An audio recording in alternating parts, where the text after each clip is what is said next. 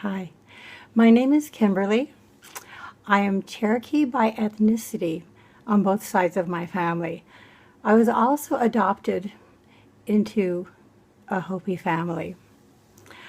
I was taught by my adopted Hopi grandfather the entire 8 to 9 day Hopi prophecy. I was asked by grandfather to share the message of hope when the time came. And we are in that time right now, where the entire world would be closed down and it would look very, very frightening to a lot of people.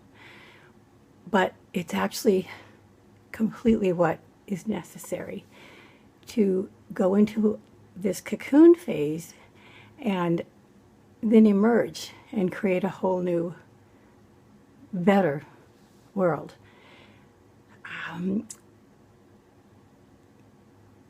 I was taught that this environmental catastrophe would be there, and that it is important for us to create a green economy. And this is really the only thing at this point that will save humanity from complete extinction in a matter of time. And I love my children, and I want them to have a planet. And there's a native saying about 7 generations forward. As things are right now, we're not going to have 7 generations. However, so many people have done ceremonies to ask for a last chance, and our last chance is now. According to scientists, the Earth will reach a tipping point at 1.5 degrees Celsius.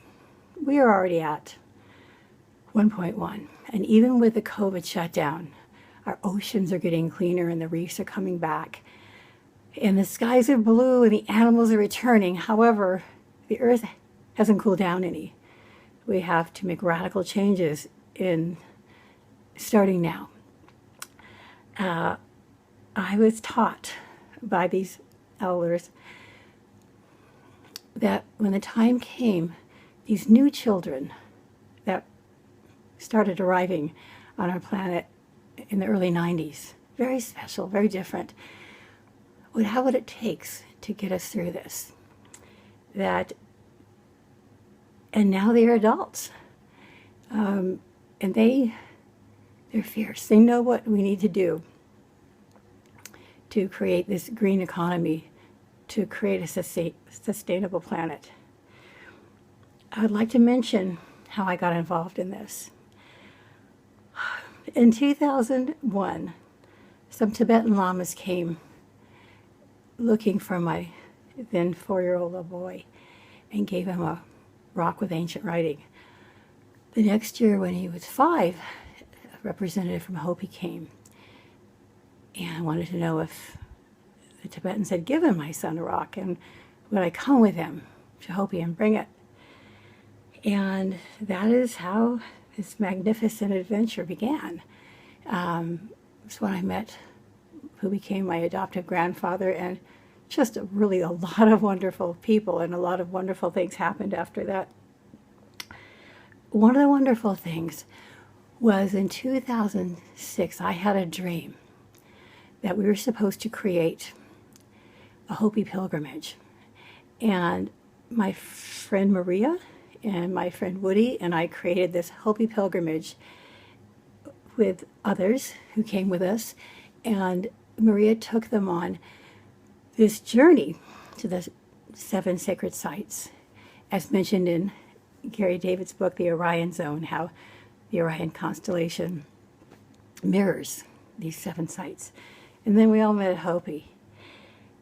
This was one of the rituals and ceremonies to ask Mother Earth for another chance. And when the time came for us to come out and explain to the world what was happening. So that is the time we're living in now. I brought my 2 boys there back at this pilgrimage and other fun, wonderful native and Tibetan things. My little 10-year-old is now an adult, and his generation, they know exactly what their task is ahead of them. And I believe that they have what it takes to succeed. They're just wired up differently, and they're amazing. I feel so greatly honored to be living on the planet at this time, to watch all of this happen, that generations and generations of people have prayed for. I would now like to introduce my good friend Woody Vaspra, who has been given the authority to explain more specifically what is going on. Thank you. I hope that everyone is staying healthy and safe. And as Kim, thank you for that introduction. I have had the honor and opportunity to work with Indigenous elders in various places around the globe. And of course, many of them were the wisdom keepers and prophecy keepers for their people. In my work with them, I was fortunate to learn some of what they shared. For them, this information has been held very sacred for many, many years. And when they shared this information, I promised them that I will not share it until it was necessary and appropriate. But look is what is happening around the planet. That time is now. I was asked to discuss with you what the elders have been talking about for a long time. At present, we all are experiencing major life changes, both now and in the future. And I've been asked many times, why? What does it mean? What is happening and when? And my purpose is to give an explanation that may help you gain an understanding that there is hope and optimism in all what is going on. And by sharing what I know, I hope to ease that fear, anxiety, and uncertainty that is prevalent around the planet at the moment. Because of time constraints, I'm going to my interpretation will be simple, direct, and to the point. First of all, there is a message in what is happening. I describe it as the serious wake-up call. My interpretation is that we need to rethink where we are heading into the future. But first, there is no Armageddon, apocalypse, or end times. What is really happening is we are leaving an old cycle and heading into a new cycle. However, the whole energy is very reluctant to leave as it hates change. But the change is still going to happen. Because remember, there is a universal constant, and that is change. The old cycle was one of greed, war, materialism, ego, parentheses, the me culture, and lack of morals and values, and so on. In order to continue life on this planet, we must recognize, acknowledge, and tolerate change. This is about life on this planet. Life is hard. It's not easy as some people think it is, or demand it. We are on this planet to learn, overcome challenges, and live a life of unconditional love. As we head towards a new cycle, let's look at it with hope, optimism, and courage. And as the Maya call it, it is the start of a new beginning. I've also been asked this question, why are we on Earth? And my response to everybody is, we are on Earth to learn to get along with each other. It is right in front of our nose. Just look around you. We are all brothers and sisters. And in many indigenous cultures, they say, we are one, or we are all related. And I call this unconditional love. How simple it is, but we've created over the years the opposite, which is very divisive between cultures. But look at what's happening right now. Despite the social distancing, more people are connecting with each other, and you can hear that in the language about caring, helping, and loving each other. The indigenous elders envision a world where all people cherish and care for each other, all life, and most important, our Mother Earth. We call this unity, unconditional love, and compassion. In the prophecies and visions, which include the Hopi, the Maya, and many other indigenous cultures, we must unite as one. But most important, we must reconnect with our Mother Earth. We must reestablish that in-depth relationship with her. Without her, we don't exist. She is our lifeblood and caregiver. We need to quit taking from her and relearn how to heal and give back. Remember, everything on Mother Earth is living. We must be dedicated to restoring the balance of life on Earth. Another question I've been asked is, where are we going? Some indigenous cultures say that we are going into a new planetary cycle, which is journeying towards the light. Which some elders say we are heading into a more spiritual cycle, which is also referred to by some as the fifth world.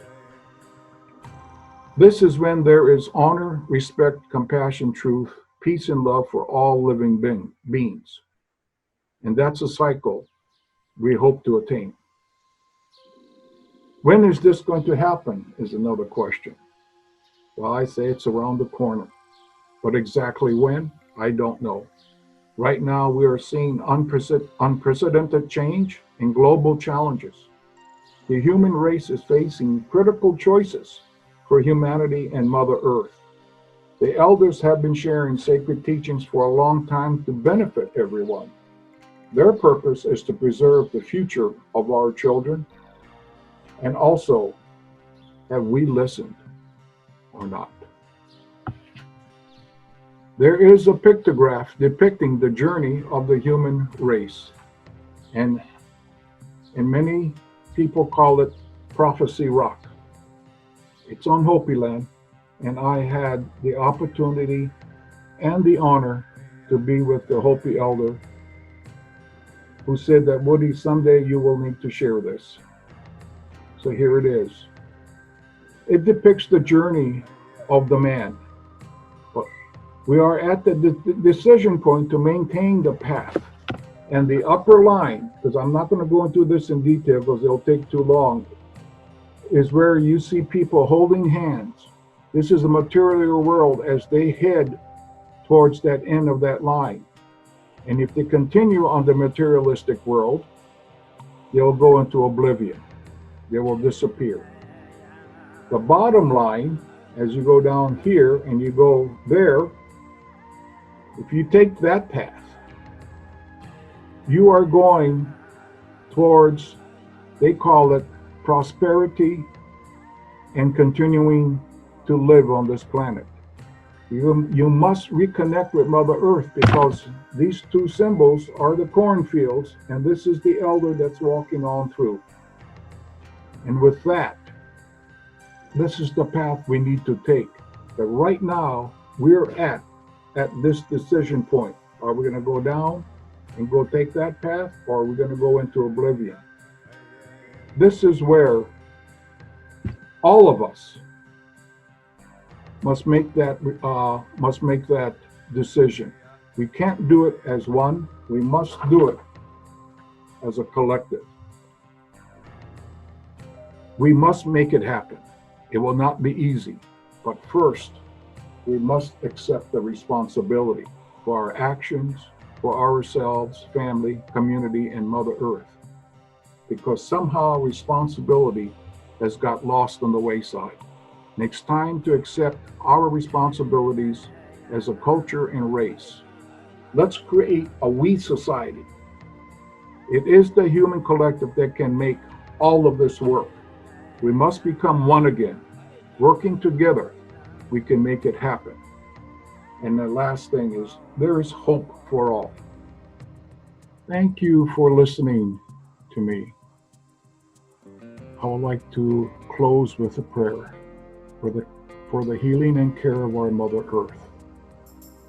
We give thanks to you, our Creator, for all the wonderful gifts you have bestowed upon us.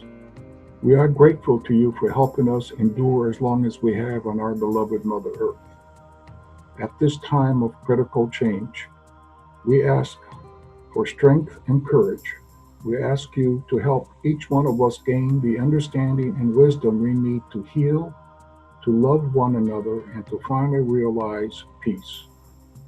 We ask you to help each one of us become more aware of our responsibilities in caring for all life on this beautiful planet. We know deep inside that we are a part of you and all creation. We want to take back our roles as caretakers of our planet. We want to open our hearts to honoring and respecting and caring for our natural environment. The global events that are occurring all over Earth is our wake-up call. It is time to make a more loving, compassionate, thriving, vibrant world.